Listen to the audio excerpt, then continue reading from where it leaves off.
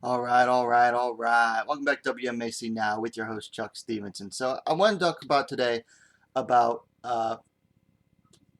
everyone knows that the UFC has the largest collection of fighters out of any promotion on the planet. I mean, single-handedly, bar none, it's hard to think of any other promotion that comes close to having as many fighters as the UFC does.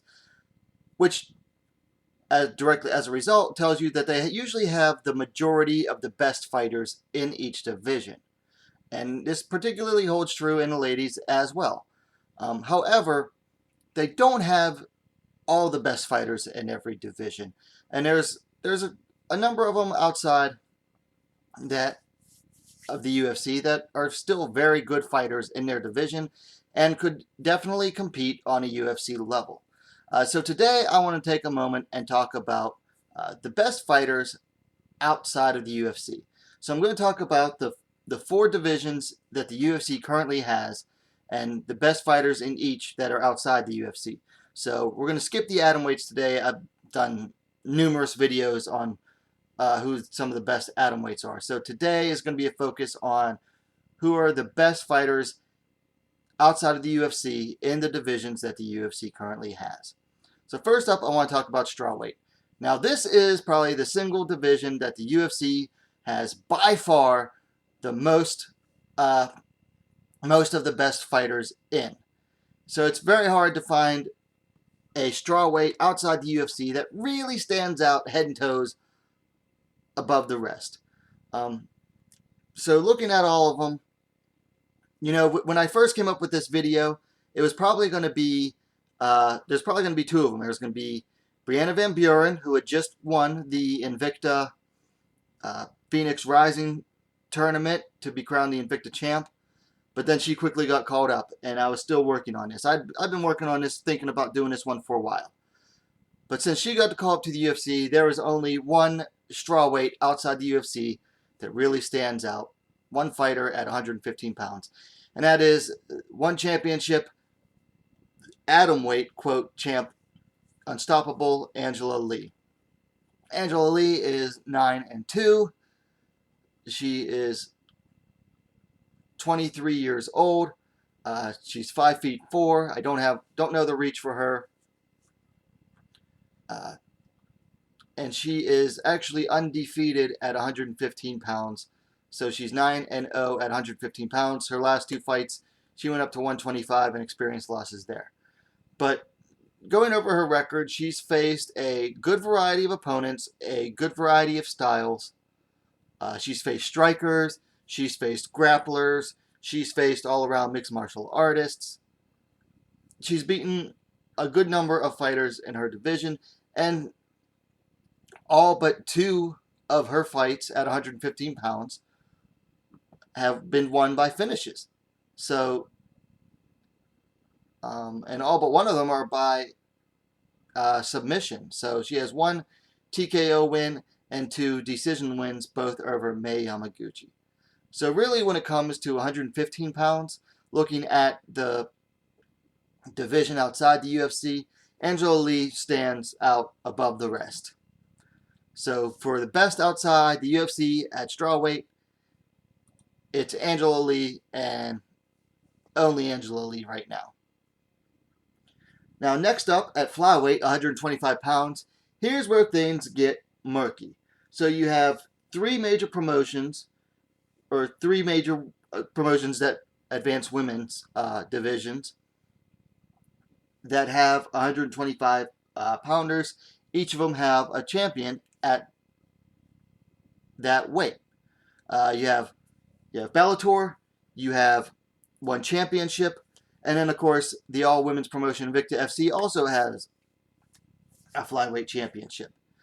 So I'm going to go ahead and include all of them on here because, and then at the end we'll figure out who would be the best. So first up, let's start with the Invicta champ, Vanessa Porto. Vanessa is 21-8. She's 35 years old. Wow, I didn't realize she was that old. She's 5'3", has a reach of 65 inches, And you look at her record, it dates back all the way to 2005. And her record has a list of who's who. Now, she's fought at various divisions. She took a loss to Chris Cyborg back in 2005. She beat Tanya Evinger back in 2007. Hitomi Akano. She lost to Roxanne Modafferi in 2008. I mean, she has a win over Jermaine Darandami. She fought Amanda Nunes back in Brazil in 2009. Kalundra Fahia, Jennifer Maia. She's split fights with her. Zoila Frausto, Barb Honchak, Tara La Rosa, Sarah DeLea. I mean, you name a fighter from back in the day up to now, chances are she's fought her or been close to it. I mean, there's hardly anyone that Vanessa Porto hasn't fought, and she's beaten a good number of them.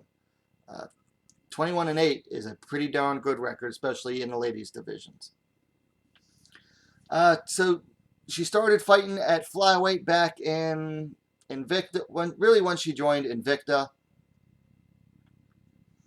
she started fighting steadily there. She's had 1, 2, 3, 4, 5, 6, 7, and 3 since then. 7 and 4. So not like mixed record, but I mean, man, look at some of the wins she has. Zoila Frausto, Modafferi, La Rosa, Tudieva, Marias, Pro Gonzalez. That was the fight that she won the belt, I believe.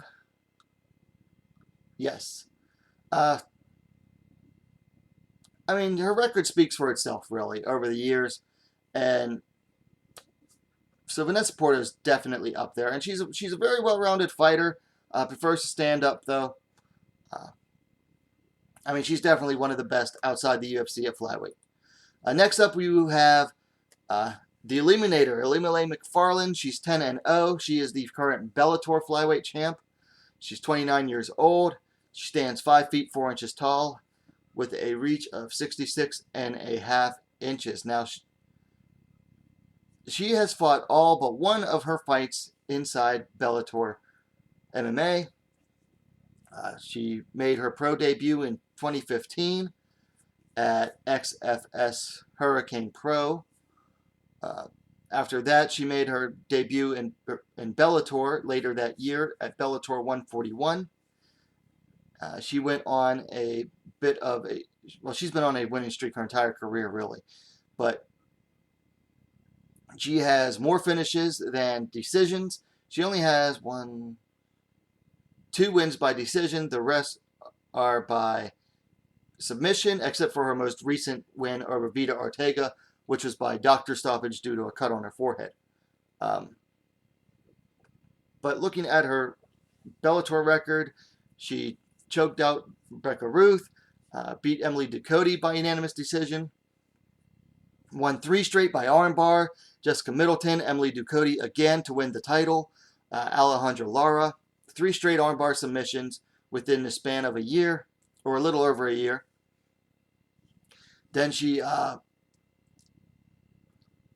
defended her title against Valerie Letourneau last December, won that by 3rd round triangle choke, and then she got the win over Vida Ortega.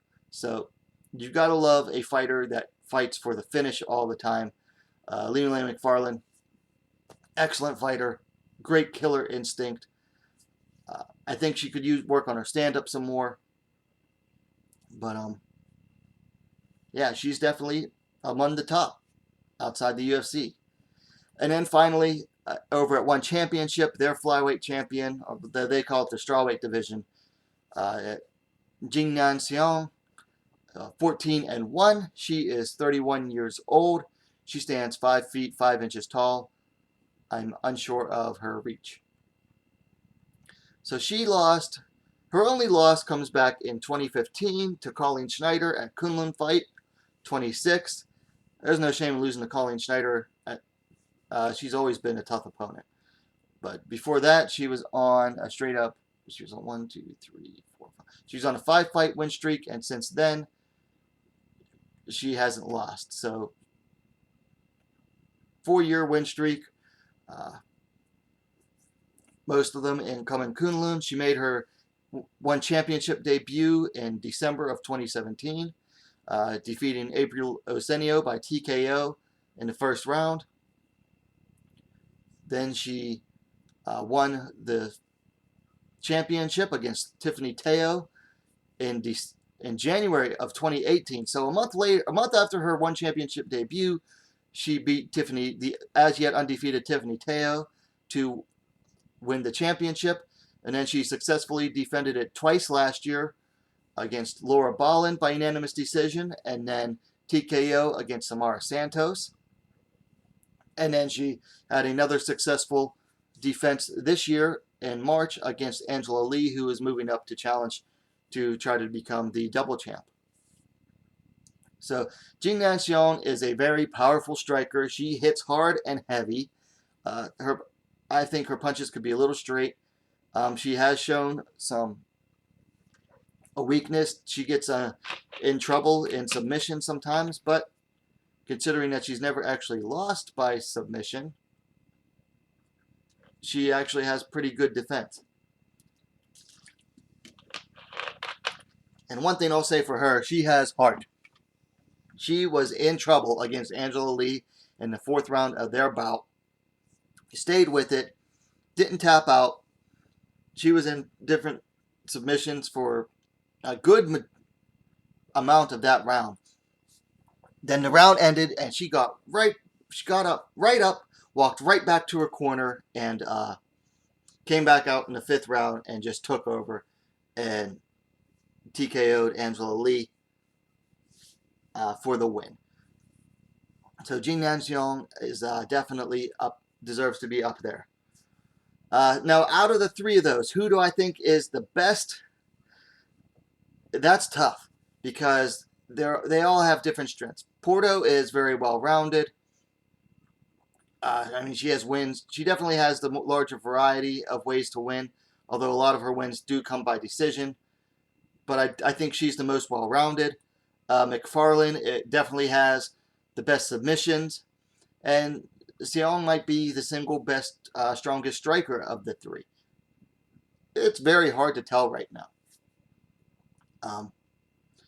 Now, one person that I didn't want to list officially here because she's not a champion, but she could be, and she's most likely the next challenger for Ilima-Lei McFarlane's title, is the undefeated Juliana Velasquez. She's 9-0, 5'6", 5 feet 6 inches tall, reach of 67.5 inches. She's 32 years old.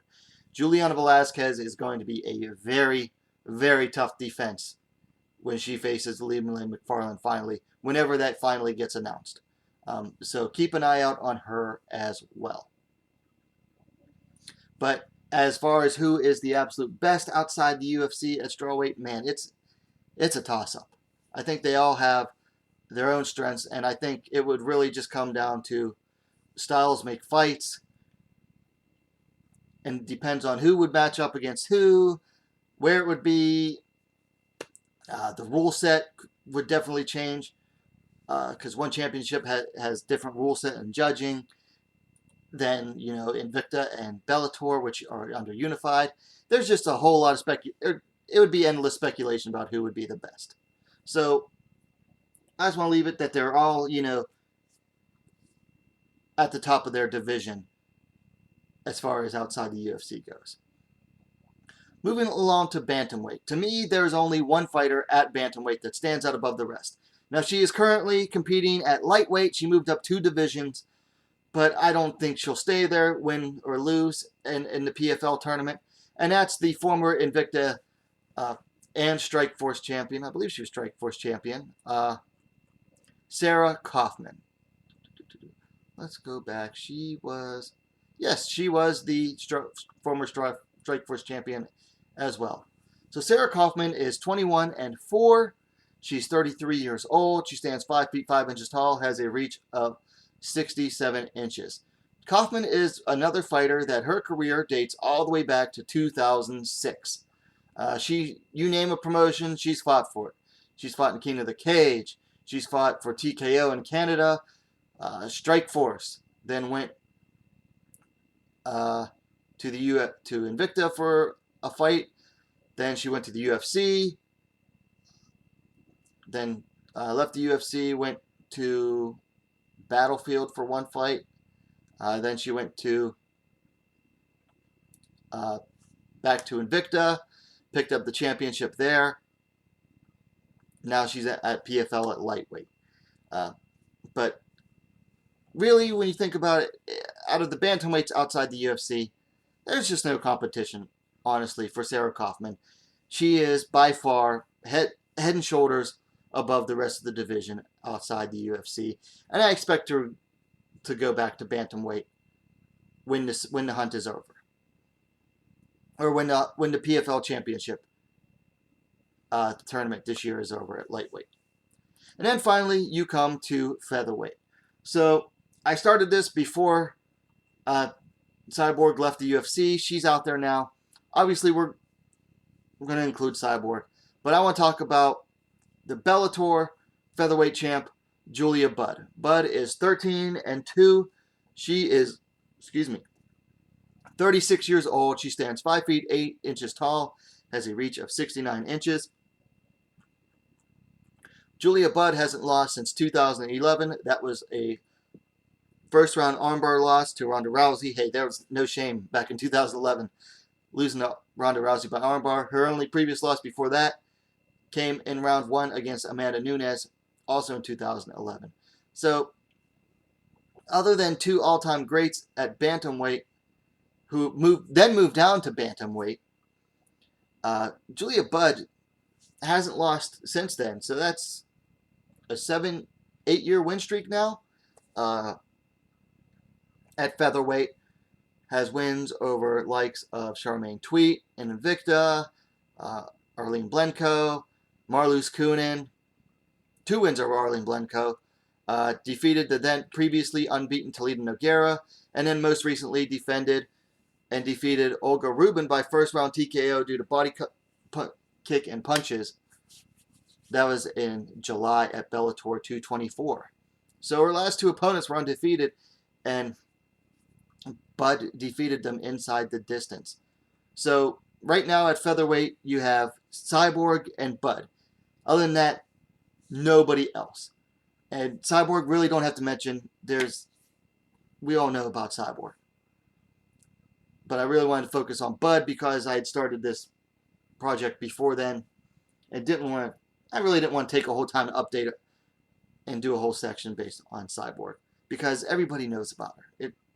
I don't have to educate anybody watching this channel on Cyborg's achievements or accomplishments. Even though I rag on her all the time, she's one of the best at featherweight. In fact, now I include her at 2 best at featherweight outside the UFC.